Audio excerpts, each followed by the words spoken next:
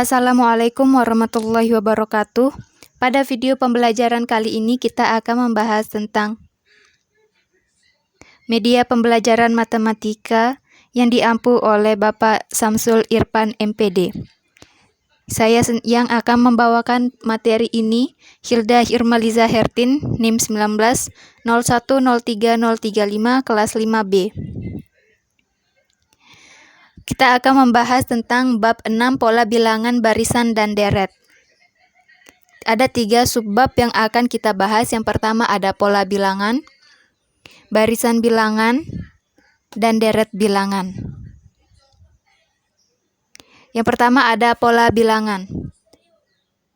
Pola bilangan adalah sebuah barisan bilangan yang membentuk pola tertentu sehingga dapat diperoleh rumus umum untuk menentukan suku ke n dari suatu pola bilangan.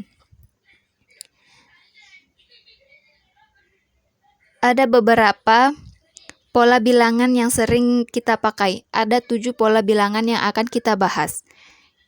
Yang pertama ada pola bilangan ganjil. Pola bilangan ganjil adalah barisan loncat yang terdiri atas kumpulan bilangan ganjil. Barisan bilangan yang merupakan pola bilangan ganjil adalah 1, 3, 7, 9, 11, dan seterusnya. Untuk rumus UN untuk pola bilangan ganjil dan bentuk pola bilangan ganjil dapat kita lihat pada gambar ini. Pada gambar ini kita dapat melihat bahwa U1 terdapat U1 sama dengan 1, U2 sama dengan 3, U3 sama dengan 5, dan U4 sama dengan 7. Dengan memperhatikan urutan suku-sukunya, maka akan tampak bahwa pola bilangan tersebut mengikuti suatu aturan tertentu, sehingga diperoleh rumus suku ke n adalah UN sama dengan 2n dikurang 1. Selanjutnya yang kedua ada pola bilangan genap. Hampir sama seperti pola bilangan ganjil. Pada pola bilangan genap juga merupakan barisan bilangan loncat yang merupakan kumpulan bilangan genap. Contoh pola bilangan genap yaitu 2, 4, 6, 8, 10, dan seterusnya. Untuk rumus UN pada bilangan genap dan bentuk pola bilangan genap kita lihat pada gambar ini. Dari gambar ini kita ketahui bahwa U1 sama dengan 2, U2 sama dengan 4, U3 sama dengan 6, dan U4 sama dengan 8. Dengan memperhatikan urutan suku-suku, maka akan tampak bahwa pola bilangan tersebut mengikuti suatu aturan tertentu, sehingga kita peroleh rumus suku ke n sama dengan UN 2 kali UN plus 1. Yang ketiga ada pola bilangan segitiga. Pada pola bilangan segitiga, barisan bilangan yang mewakili bundaran yang dapat membentuk segitiga. Contoh pola bilangan segitiga yaitu 1, 3, 6, 10, dan seterusnya. Untuk rumus UN pola bilangan segitiga dan bentuk pola bilangan segitiga diberikan pada gambar di samping. Nah, dari gambar ini kita ketahui bahwa U1 sama dengan 1, U2 sama dengan 3, U3 sama dengan 6, U4 sama dengan 10. Jadi jika kita jabarkan U1 ini kita peroleh U1 sama dengan 1 sama dengan setengah kali 1 dikali 1 plus 1. U2 karena banyak lingkarannya 3, jadi U2 sama dengan 3 sama dengan setengah kali 2 dikali 2 ditambah 1. Begitu dengan seterusnya. Selanjutnya ada pola bilangan persegi. Untuk pola bilangan persegi memiliki pola yang sama dengan pola bilangan pangkat 2. Barisan bilangan yang menyusun pola bilangan persegi juga merupakan pola bilangan pangkat 2. Sehingga rumus UN pada bilangan persegi dapat dinyatakan sebagai pangkat 2 dari suatu bilangan. Contoh pola bilangan persegi yaitu 2, 4, 9, 16, dan seterusnya. Nah, pada gambar pola bilangan persegi terdapat U1 sama dengan 1, U2 sama dengan 4, U3 U3 sama dengan 9, U4 sama dengan 16. Jika kita akan mencari U5, maka kita akan menambahkan 5 lingkaran ke bawah dan 5 lingkaran ke samping. Jadi dapat kita ketahui bahwa U1 sama dengan 1, artinya sama dengan 1 di pangkat 2. U2 sama dengan 4, artinya 2 di pangkat 4. U3 sama dengan 9, artinya 3 di pangkat 4. U4 sama dengan 16, artinya 4 di pangkat 2. Begitu dengan seterusnya. Sampai UN. Yang kelima ada pola bilangan persegi panjang. Contoh pola bilangan persegi panjang yaitu 2, 6, 12, 20, dan seterusnya. Rumus UN untuk pola bilangan persegi dapat dilihat dari bentuk pola bilangan seperti pada gambar di samping. Dari gambar ini kita ketahui bahwa U1 sama dengan 2, U2 sama dengan 6, U3 sama dengan 12, U4 sama dengan 20. Jadi dapat kita ketahui dari gambar ini U1 sama dengan 2 yang dimana 1 dikali 1 ditambah 1 yang akan menghasilkan 2. Jadi U1-nya sama dengan 2. Terus U2-nya sama dengan 6. 6 ini kita peroleh dari 2 dikali 2 ditambah 1. Akan menghasilkan 6. Jadi U2-nya sama dengan 6. Begitu juga dengan seterusnya. Keenam ada pola bilangan segitiga Pascal. Pola bilangan segitiga Pascal merupakan jumlah bilangan-bilangan dari setiap baris pada segitiga Pascal. Contohnya pada baris keempat. Pada baris keempat dari segitiga Pascal terdiri atas barisan 1, 3, 3, 1. Sehingga bilangan U4 sama dengan 1 ditambah 3 ditambah 3 ditambah 1. Sama dengan 8. Barisan bilangan segitiga Pascal, barisan bilangannya terdiri dari 1, 2, 4, 6, 8, 3, 2, dan seterusnya. Untuk pola bilangannya dapat kita lihat pada gambar. Jadi bentuk gambar segitiga Pascal seperti ini. Selanjutnya ada pola bilangan Fibonacci.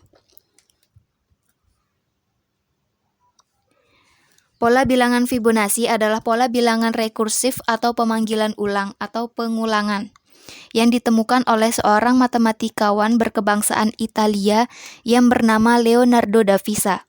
Pola bilangan Fibonacci diperoleh dari menjumlahkan dua bilangan sebelumnya. Contoh barisan bilangan Fibonacci adalah 1, 1, 2, 3, 5, 8, 13, dan seterusnya. Dapat kita lihat pada gambar ini, bilangan Fibonacci, dua bilangan awalnya terdapat 1, 1. Bilangan ketiga ada 2, 3, 5, 8, 13. Kita peroleh 2 ini dari 1 ditambah 1. Dan 3 ini kita peroleh dari bilangan sebelumnya, yaitu 1 ditambah dengan 2. Jika bilangan 13 ini, maka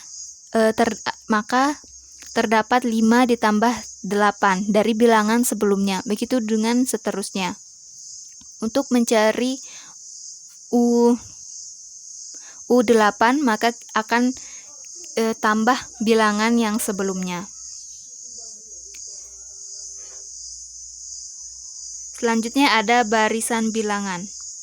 Barisan bilangan adalah jajaran angka-angka yang membentuk suatu pola bilangan aturan tertentu.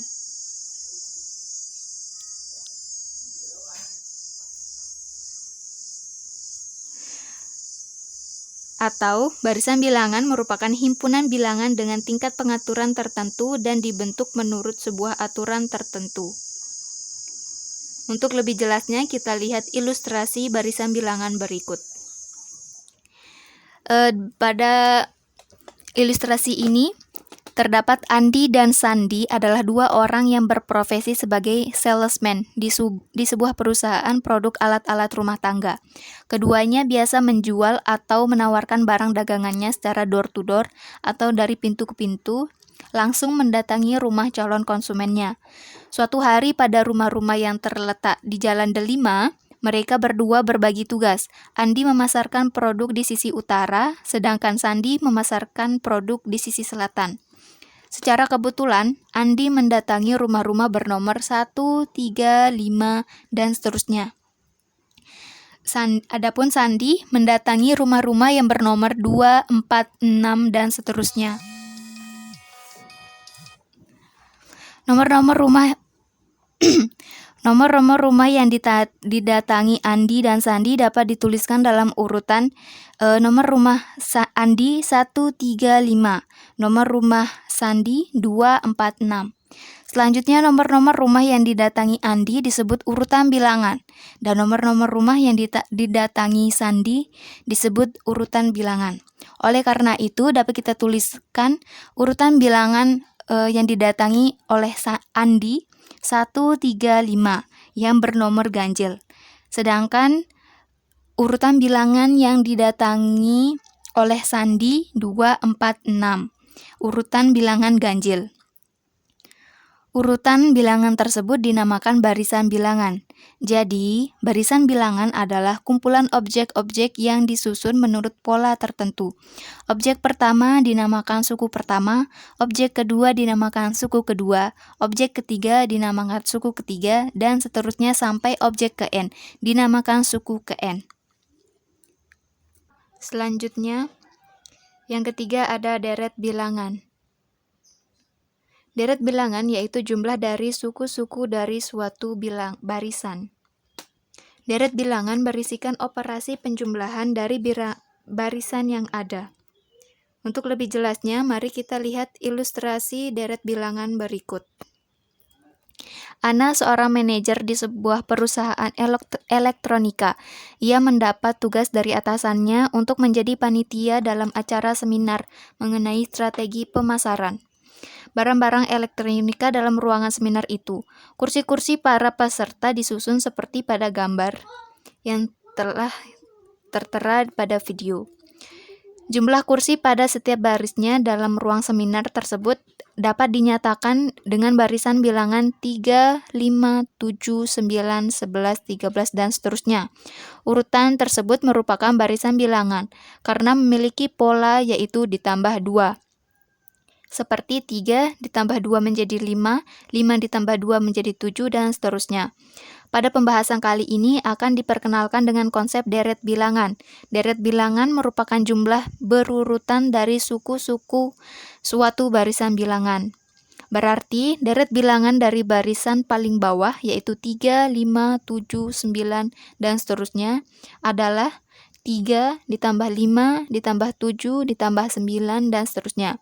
Jika dalam ruang seminar tersebut ada 7 baris kursi, maka jumlah seluruh kursi dalam ruang seminar tersebut dapat kita hitung dengan cara 3 ditambah 5 ditambah 7 ditambah 11 ditambah 9 dan seterusnya. Sama dengan 63. Jadi, jika U1, U2, U3, dan seterusnya sampai dengan UN merupakan suku-suku suatu barisan, maka U1 ditambah dengan U2 ditambah dengan U3 ditambah dengan U4 dan seterusnya sampai dengan UN itu dinamakan deret, disimbolkan dengan SN.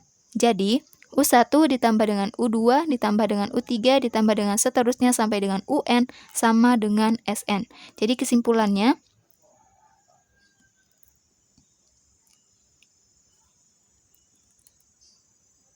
deret merupakan barisan bilangan berurutan dari suku-suku suatu barisan. Selanjutnya, materi yang akan kita bahas yaitu sistem bilangan real. Ada 3 submateri yang akan kita bahas. Yang pertama, bilangan real dan operator pada real. Yang kedua, bilangan real. Dan ketiga, operasi pada bilangan real. Pengertian bilangan real. Bilangan real adalah bilangan yang dapat menggunakan bilangan dalam operasi numerik seperti biasa. Bilangan real disebut juga dengan bilangan real dan diwakili oleh simbol R. Bilangan real dalam matematika merupakan bilangan yang dapat dituliskan dalam bentuk desimal, seperti 2,487177 dan seterusnya, atau 3,25678. Bilangan real meliputi bilangan rasional seperti 42 dan negatif 23/129, dan bilangan irasional seperti pi.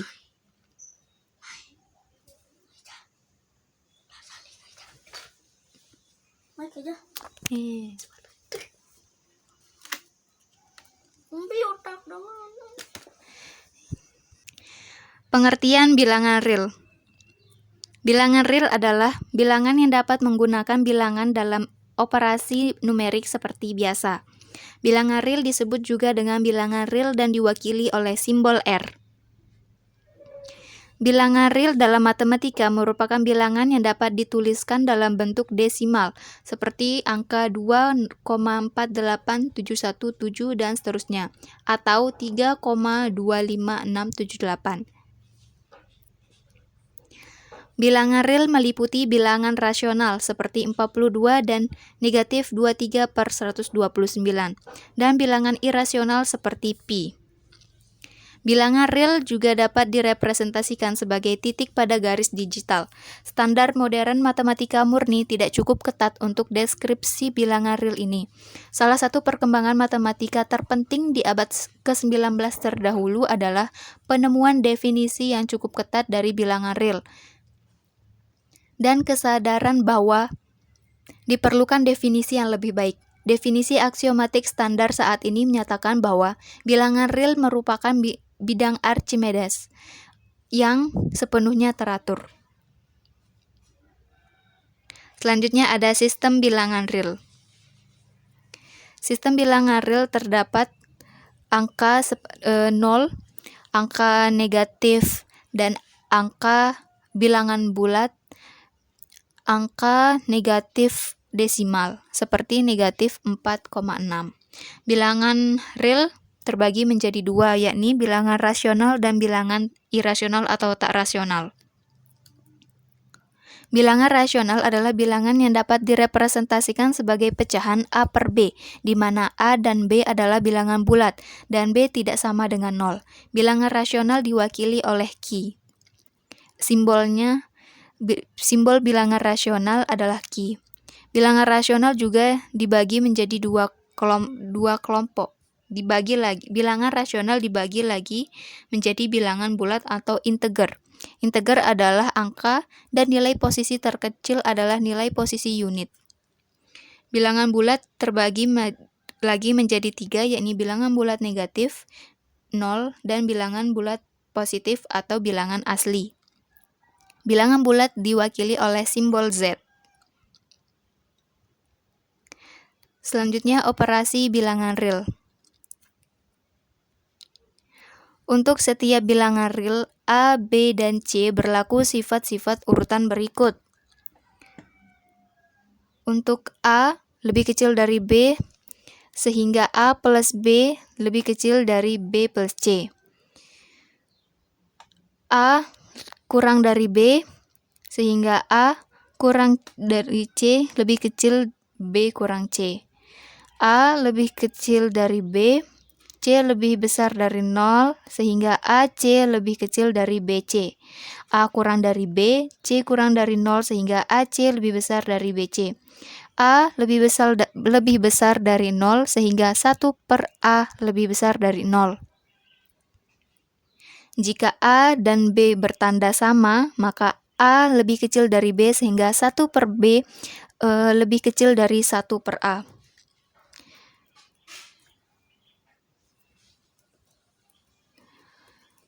Jika A, B, maka jumlah dari A dan B dinyatakan sebagai A plus B. A dan B masing-masing merupakan sifat operasi penjumlahan. Selanjutnya ada pengurangan. Jika A, B merupakan A dan B dinyatakan sebagai A kurang B. Aturan pengurangan yaitu pesanan tertutup jika A, B hanya ada satu bilangan bulat yakni C, maka A kurang dari maka A kurang B sama dengan C.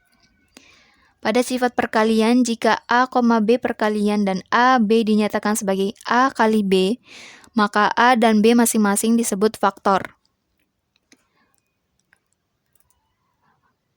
Distribusi perkalian dan penjumlahan atau dispersi, jika A, B, C, maka A kali B ditambah dengan B tambah C sama dengan AB ditambah dengan AC. Pada sifat pembagian, jika A, B bagian, A dan B dinyatakan sebagai A bagi B, dengan B tidak boleh sama dengan 0. Aturan pembagian, misalnya A kali B bagi C, sama dengan A kali B bagi C. Atau 2 dikali 4 bagi 2 sama dengan 2 kali 4 bagi 2 yang hasilnya 4. Sekian penjelasan materi dari saya, kurang lebihnya mohon dimaafkan. Wabillahi taufiq wal hidayah. Wassalamualaikum warahmatullahi wabarakatuh.